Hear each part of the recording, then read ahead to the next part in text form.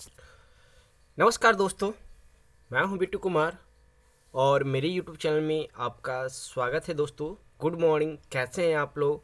Comment करके ज़रूर बताइएगा।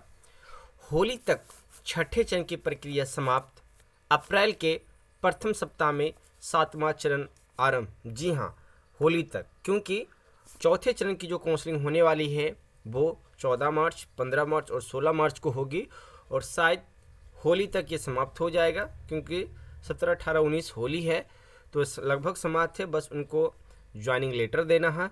उसके बाद आपको लग सकता है कि सातवां चरण अप्रैल के प्रथम सप्ताह में नोटिफिकेशन जारी किया जा सकता है। तो एक बड़ी खबर आ रही है जो आज हम आपको इस वीडियो में बताने वाले हैं, और भी साथ में बड़ी बड़ी खबरें आपको इस वीडियो में दिखाएंगे। तो चलिए इस खबर को विस्तार से देखते हैं। उससे पहले अगर आप मेरे YouTube चैनल पर नए जुड़े हैं तो YouTube चैनल को सब्सक्राइब जरूर कर लीजिएगा, और सातवां चरण का लिंक हमने नीचे डिस्क्रिप्शन बॉक्स में दे दिया है, वहां जाके आप टेलीग्रुप ज्वाइन जरूर कर लीजिएगा। वहां भी आपको अपडेट मिलता रहेगा। देख लीजिए, समाज जागरण पश्चिम चंपारण मुरारी कुमार की तरफ से न्यूज प्रकाशित किया गया है। कहा जा रहा है कि होली के पूर्व छठे चरण की प्रक्रिया समाप्त कर ली जाएगी। शिक्षा विभाग की ओर से यह स्पष्ट कर दिया गया है कि होली के पूर्व अर्थात 14 से 16 मार्च तक होली के पूर्व में ही छठे चरण की बाकी जो प्रक्रिया है उसे समाप्त कर ली जाएगी और उसके तुरंत बाद ही सातवें चरण की प्रक्रिया आरंभ की जाएगी।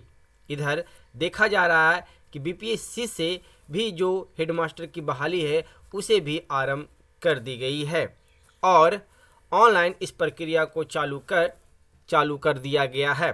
आपको बता दें कि जो भी सीटें बचेगी छठे चरण के, अगर मान लिया जाए 3000 सीटों पे चौथा चरण की बहाली होने वाली है, 3000 में कम से कम 1000 या 1200 का सिलेक्शन होगा। वो सीटों होने के बाद अगर अब तक 42,000 लोगों का चयनित हुए हैं तो 1000 या 43-44,000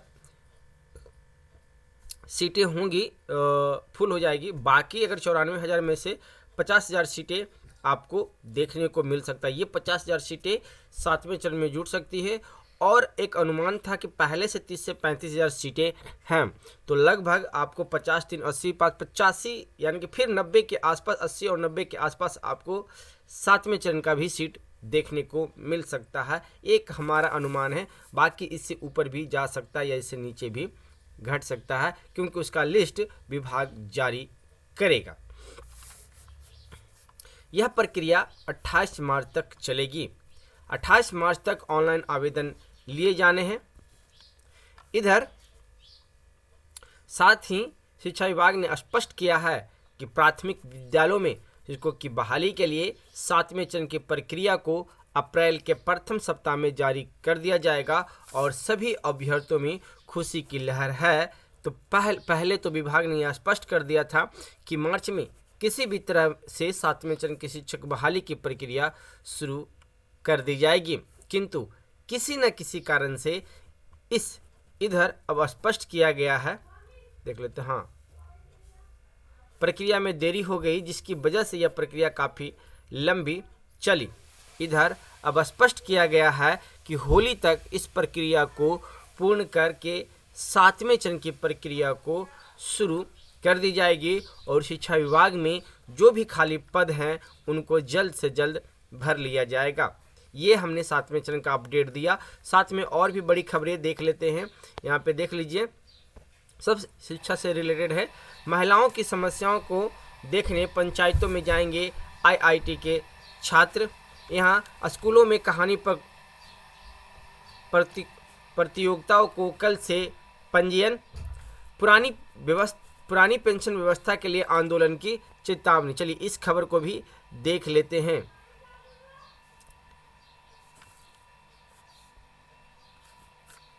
कोविड में अनाथ हुए बच्चों को दाखिला देगी केबी।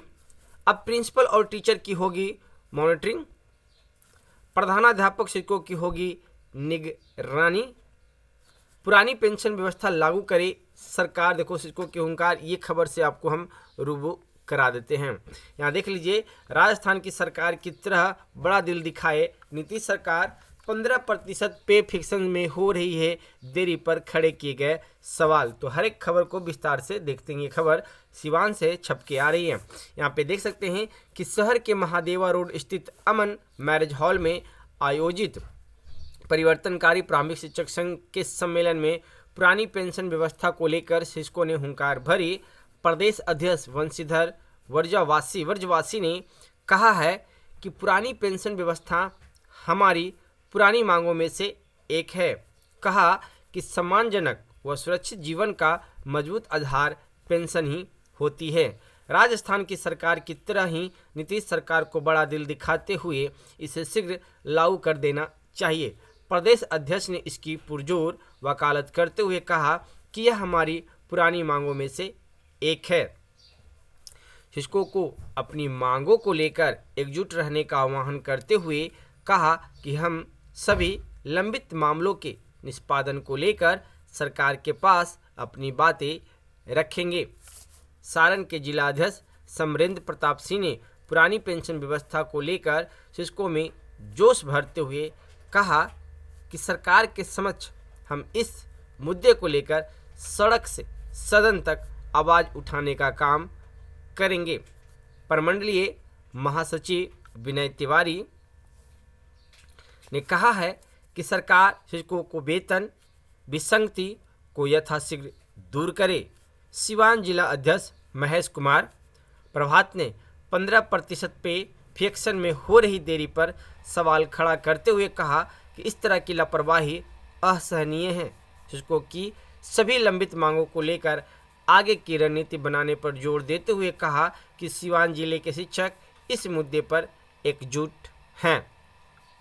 वेतन विसंगति और प्रोन्नति पर भी हुई है चर्चा। क्या चर्चा हुई है, चलिए इसको भी विस्तार से देख लेते हैं। शिक्षकों के इस सम्मेलन में वेतन विसंगति और प्रोन्नति के मामले पर भी चर्चा हुई। शिक्षकों ने प्रदेश अध्यक्ष वंशीधर वर्जवासी से इस मामले को सरकार के समक्ष पुरजोर ढंग से उठाने की मांग की है। शिक्षकों को मध्याह्न भोजन योजना से मुक्त करने, अंतर वेतन का जल्द से जल्द भुगतान करने व मृत शिक्षकों के आश्रितों को नौकरी और अनुदान की राशि से बकाया रहने संबंधी मामले में उठाए गए सरकार के ट्रांसफर या समायोजन नीति की आलोचना करते हुए शिक्षकों ने कहा कि इस घोषणा पर आज तक अमल नहीं किया गया। अधिकारियों द्वारा शिक्षकों को बात बात पर परेशान करना और वेतन भुगतान समय पर नहीं होने की बात भी उठाई गई है।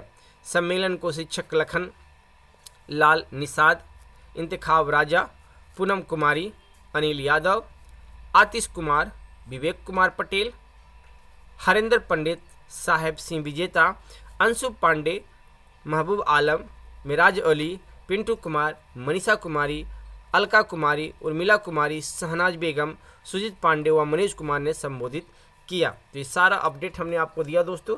और भी कुछ अपडेट आएगा तो वो अपडेट भी हम आपको जरूर देंगे। फिलहाल ये वीडियो आपको कैसा लगी आप हमें कमेंट करके बता सकते हैं।